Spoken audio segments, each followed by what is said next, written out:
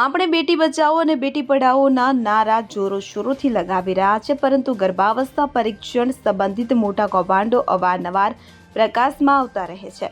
ત્યારે આજે પણ એક એવો વર્ગ છે કે જે દીકરીના જન્મને સાપનો બોજ માને છે, જેના માટે તેઓ ગર્ભાવસ્થા પરીક્ષણ પણ કરાવે છે। જો કે ગર્ભ પરીક્ષણ કાયદાકીય ગુનો હોવા છતાં આવા ઘણા તુચ્છ મનના લોકો જાણવા માટે ઉત્સુક હોય છે કે ગર્ભમાં છોકરો છે કે છોકરી।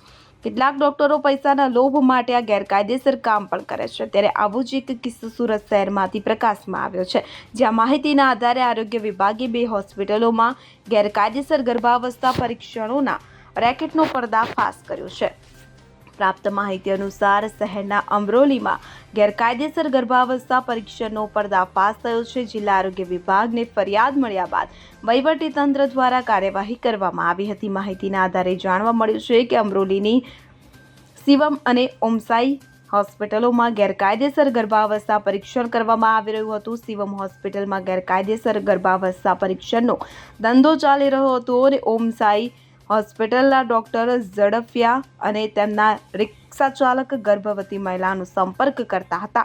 આ ઉપરાંત ગર્ભવતી મહિલાઓને એજન્ટો દ્વારા સિવિલ હોસ્પિટલમાં મોકલવામાં આવતી હતી અને ગર્ભમાં છોકરો છે કે છોકરી તે ચકાસવા માટે 10 થી 15,000 રૂપિયા વસૂલવામાં આવતા હતા।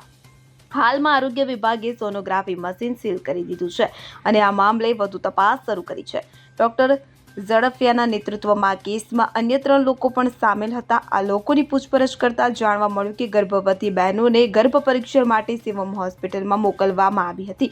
આ કેસમાં આરોગ્ય વિભાગને હોસ્પિટલમાંથી ઘણા દર્દીઓના નંબર પણ મળ્યા છે। આ ઉપરાંત વ્યવહારોના મામલાઓ પણ પ્રકાશમાં આવ્યા છે, જે કોર્ટમાં પુરાવા તરીકે રજૂ કરવામાં આવશે।